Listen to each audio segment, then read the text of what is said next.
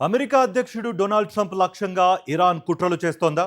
Israel నిఘా వర్గాల హెచ్చరికలతో ఈ అంశం మరోసారి తెరపైకొచ్చింది. తనపై హత్యాయత్నం జరిగితే ఇరాన్పై ఊహించని స్థాయిలో దాడులు చేయాలని ఆదేశాలు ఇచ్చానంటూ ట్రంప్ చేసిన వ్యాఖ్యలు కూడా సంచలనంగా మారాయి.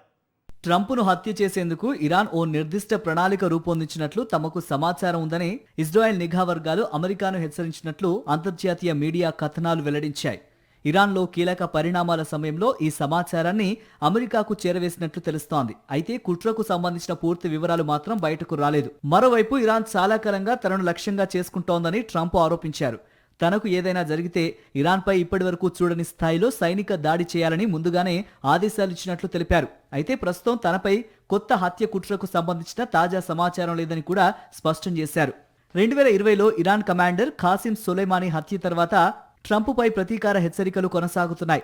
ఇప్పుడు ఇజ్రాయెల్ అలర్ట్లు, ట్రంప్ వ్యాఖ్యలతో అమెరికా ఇరాన్ ఉద్రిక్తతలు మరోసారి పెరిగాయి. దీంతో పశ్చిమాసియా పరిణామాలపై ప్రపంచ దేశాలు ఆసక్తిగా గమనిస్తున్నాయి. మరిన్ని అప్డేట్స్ కోసం ఛానల్ ను సబ్స్క్రైబ్ చేయండి. నోటిఫికేషన్స్ కోసం బెల్ ఐకాన్ పై క్లిక్ చేయండి.